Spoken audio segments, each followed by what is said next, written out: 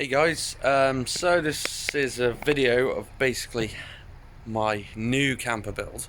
I've got rid of the Movano. It was a great van but a bit too small for what I needed, so I've gone and bought this. Now a lot of you are going to go, oh my god, what on earth is that? But 400 quid. Needs an engine rebuild, damn needs a wash. So this is what I bought.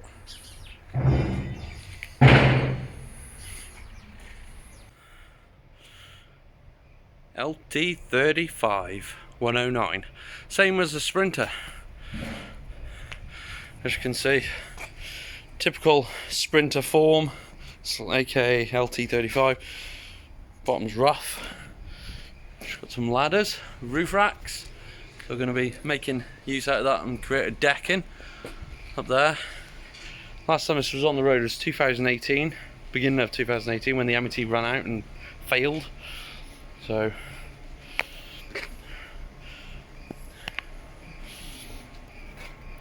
I mean, she's a bad bus, really. Obviously this side's more worse than the rest, as you can see. So I think the first thing we're going to do is wash it, just to make it a little bit easier on the eye. As you can see, it's got a very minor gash down there, but it hasn't actually really pushed the panel in, so that's not too bad. All the tyres are good.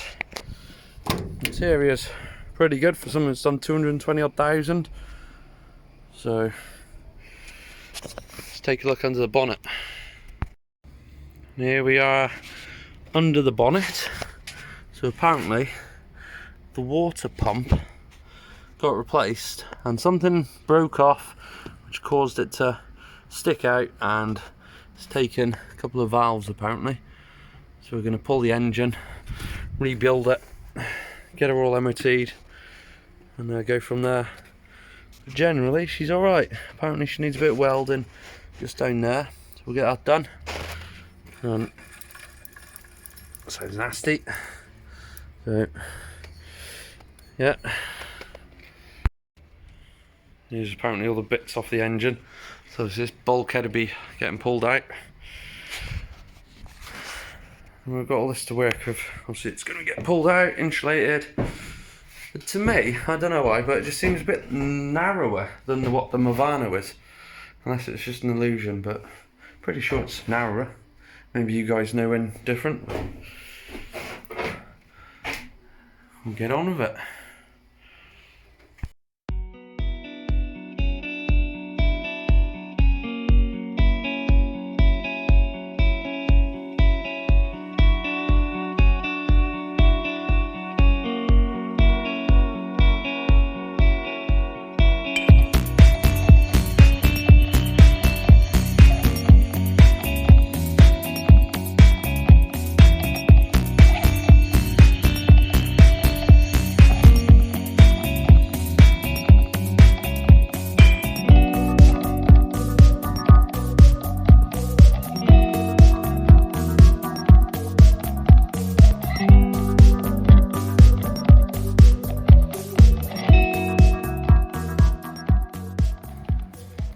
Right, okay, so we'll give her a blast down.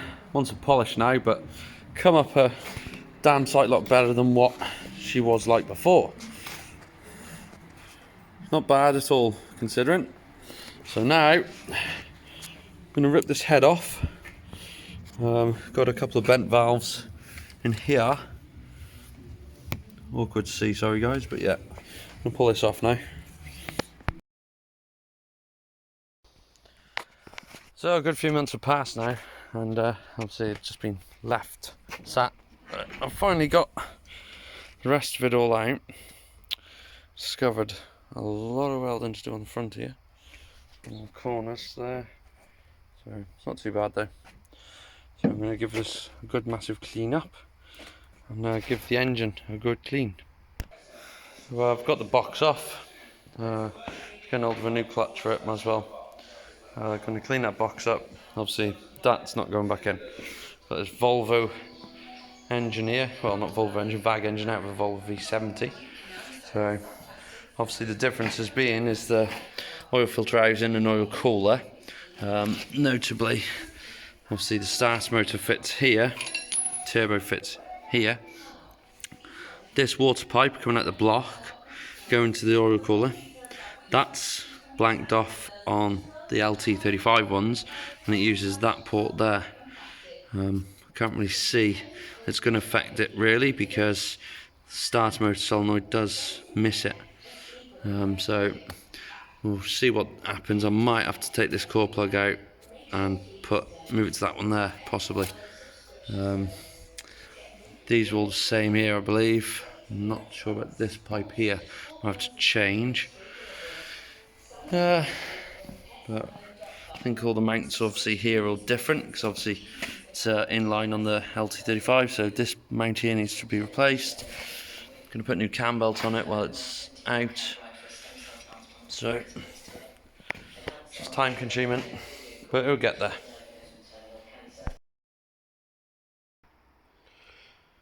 Right, so after a very, very long time now, this engine and box is actually ready to go in. So obviously, we'll come out Volvo V70, so I've mentioned everything, I mean everything apart from literally the head and the block, nothing else is the same. Everything, even down to the pipework out of the block. So, where we've got this pipe here, going to the oil cooler, then the Volvo comes out of this one here. So I didn't want to extend the pipes, so I've ordered some blanks off eBay, which I've filled that in, and to get this one I've got a few blocks here, so that one there's a scrapper completely, so I've just hacked the block up to get the core plug out intact. So yeah, brand new crank seals, brand new sump gaskets, brand new cam seals, brand new water pump, brand new cam belt kits front and back. Even swapped the pump over because I really didn't fancy just pinning these out and something being wrong. So I'm going to get this in now and aim to get it fired up very soon. Right, so got it secure. I'm hoping when we lift it now, it's going to lift it pretty level. Fingers crossed.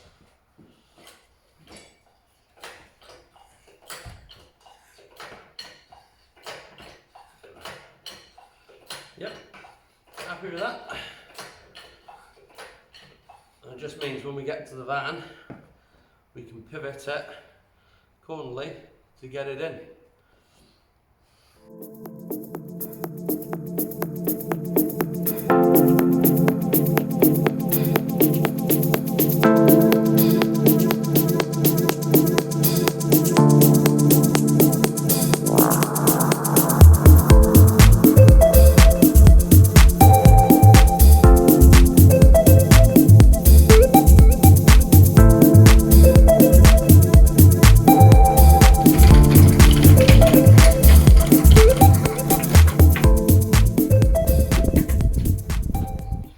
Wish I had the van inside now.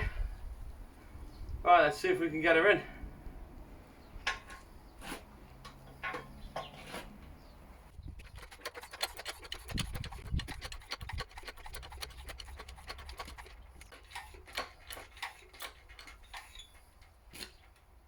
Right, it's high enough now. Obviously the biggest problem is we've got this. So I'm here all on my own at the moment, so we'll see how it goes.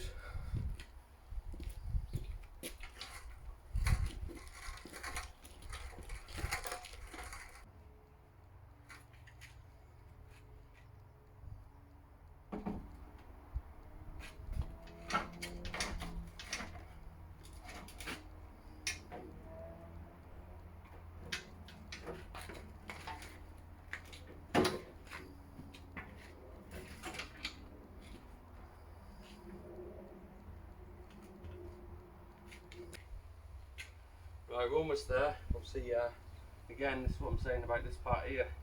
We've also got to watch the power steering pipes underneath the gearbox / sump. Right, so we've had to take this off, obviously to give us clearance. So we've used a long pen to go through here, so we can get this underneath to move about 8 inches in.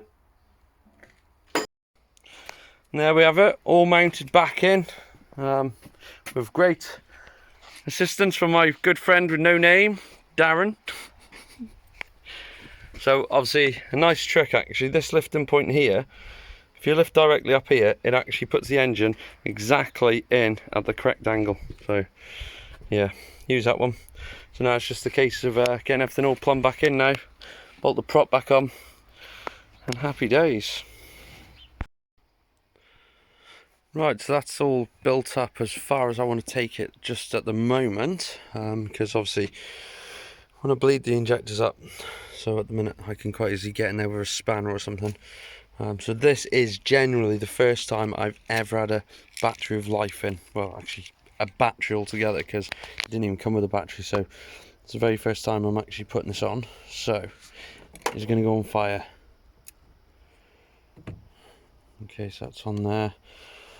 And just for the purpose of this video, I'm going to be turning it over with a starter motor with this bit of wire, which plugged into there, which runs with the starter loom, just so I can do it here on the battery.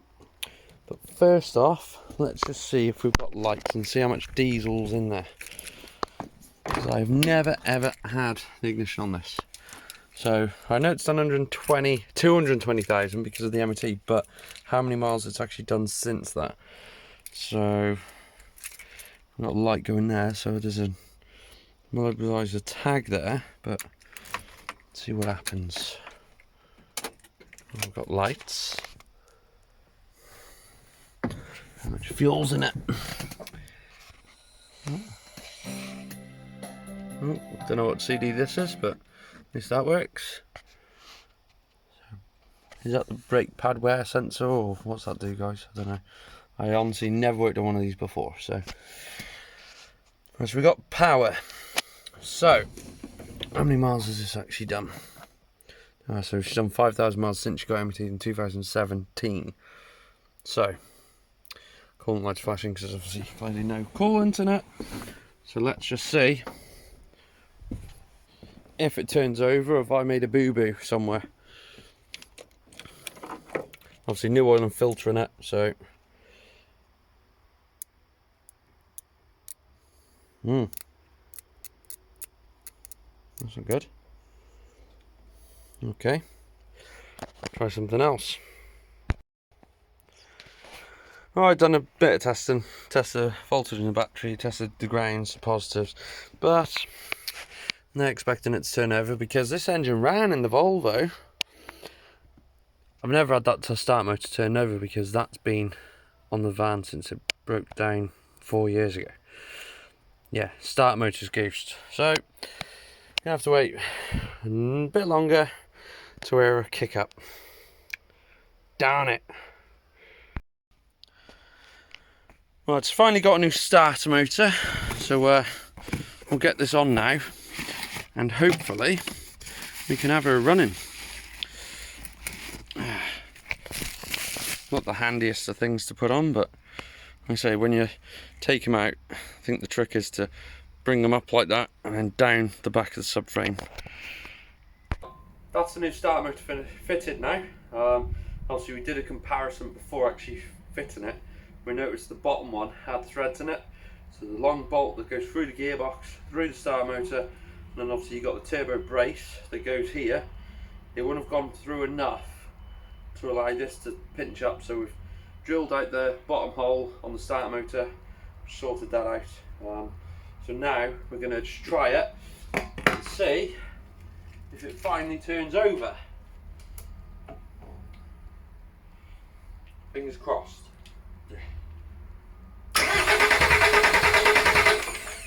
Sounds good. We'll put the ignition on now and try bleeding her up. Right, so obviously ignition's on now. Like I say, I'm not really bothered if it doesn't start because obviously we've got no grease pipes on or anything. But basically, turn the ignition on, and that allows the stop solenoid on the pump to open, so we should get some diesel coming through. So let's see.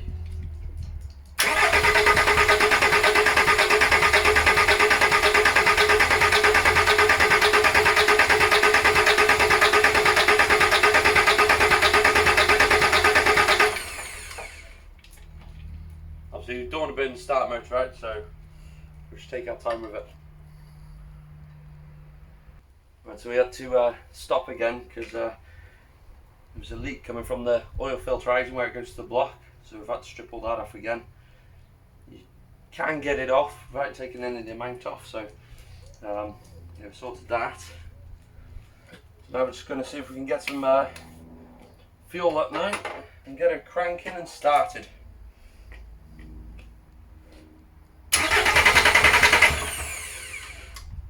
Diesel up there. Whoopsie.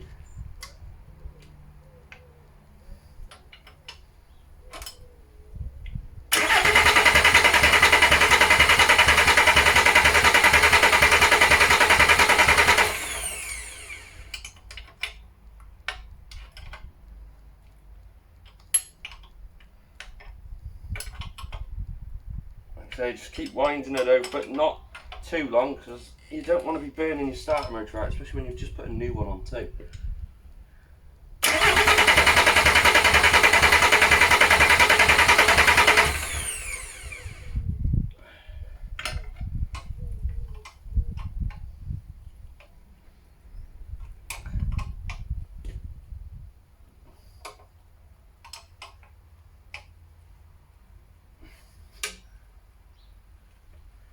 Two more to do. Sounded awful, that.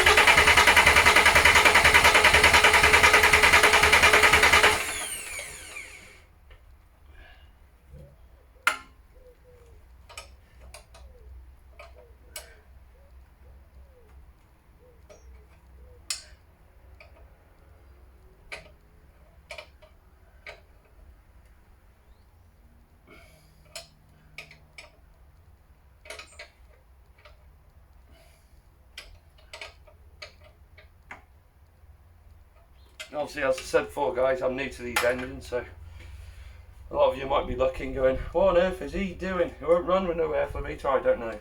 But like I say, main thing is getting the fuel up first. Come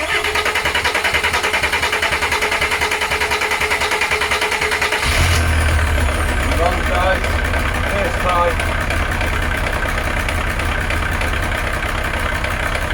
Yay, she runs.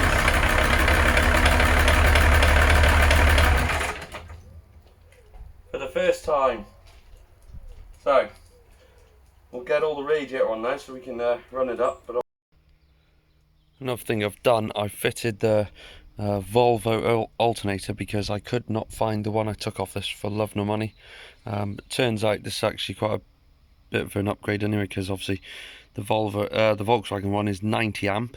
These are 115 amp, so obviously should help with the leisure battery and charging of that system. So obviously on the LT side you've got a plug like that, so obviously I've deepened that one out, and then I've put this type on it, that type. So if you're going to do it, make sure you go into the right hand side one there. So nice and simple, bolt straight on. That's the only modification you got to do. Right guys, I wasn't going to bore you with putting everything back together. Pretty sure you've seen plenty of that. But took it for a drive, lovely. Also took it for MOT, and yes, it's failed, as you can see. But it's not too bad. Headlight aim, just needs a bit of an adjustment. Brake load sensor and valve linkage seized, so some duck oil on that, bit of elbow grease, should get that sorted. Track end, £14 I think it was, we've already got that here ready for it. Service brake efficiency below requirement, so basically the brake's been stood for 4 years, so it's to be expected. Chance I'm going to get it in tonight and get it all stripped down, hopefully. Not too bad, they're not going to like take too much getting off, but possibly going to go all for new brakes anyway. Windscreen has a chip in it, which is no biggie, and brakes pitted. So, like I say, again, gonna probably so we're aim now, get it MOT'd, and then happy days. It's just on with the brakes now. That doesn't seem too bad to do, but a lot of people said about the ABS sensors being a bugger, so we'll get to that if there is trouble with that. But can you believe it, guys? Being bitten. I'll tell you one thing, that is disgusting. The bloody pain that comes off it. Lovely hairy legs. Yeah, damn things. Right, so that's practically all the MOT work done now. Obviously we put new discs and pads on the front due to the fact of the inner edge, which I will show you, there's an old one here, being really nastily worn on both sides. So we're not going to risk that. So we've put new on the front. The pads on the front also went hard. But on the back ones, they was pretty good. They've cleaned up well, no pitting. So we've cleaned all them up. So we're just about to adjust the shoes now, and I'll show you the easy way to do that.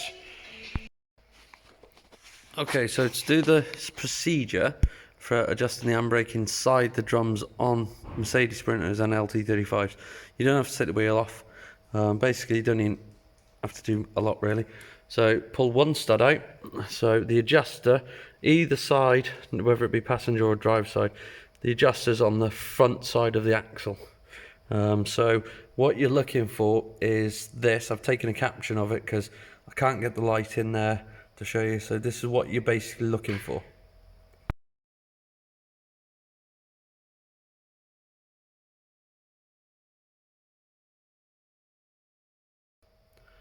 Right, so basically all you need is a flathead screwdriver. Obviously I'm laying down while I'm showing you this. This is just how easy it is. So basically, rightly so this way. So you just basically keep winding it up until your wheel stops moving.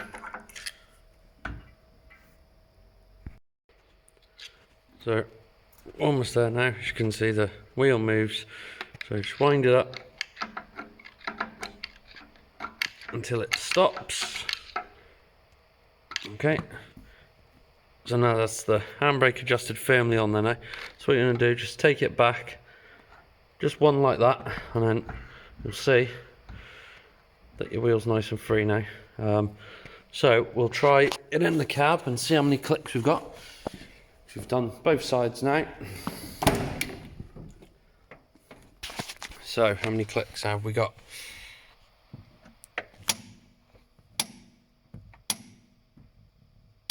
Four is a nice firm handbrake. So let's just put on one click or two click, and let's just see whether we've got it locked on already. Yeah, so she's just touching there. So we're opening the other side. It's exactly the same. Okay, so this one needs a little bit more adjusting. So basically that's how you do that, guys. So I'm just going to do that, get it back for retest, and I'll come back to you.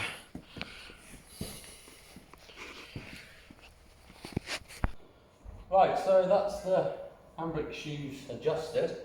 So I'm just going to try it now, just with two clicks, and see if we've got a lock.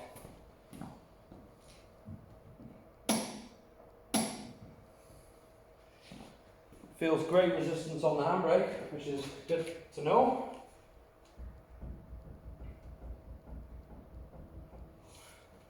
Obviously that little bit of play is obviously just the shoes moving ever so slightly inside the drum, which you're going to get. But by the time they're bedded back and down the road, they should be fine. So let's get it retested. Let's go. Right guys, just got the MOT testing sensor and she's passed. The only advisory is a chip in the windscreen. So drive her back now and get her all taxed on the road.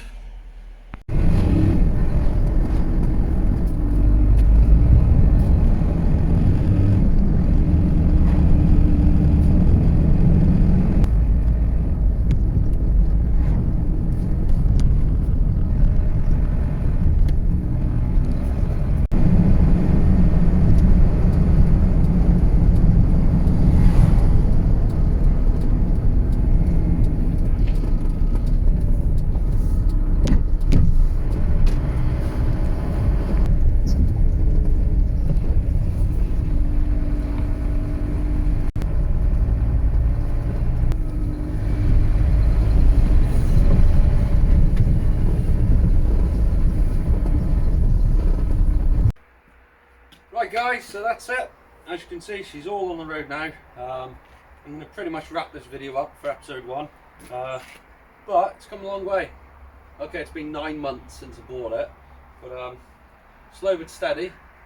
So yeah, thanks for watching, guys, and watch out for the next video. Please like and subscribe.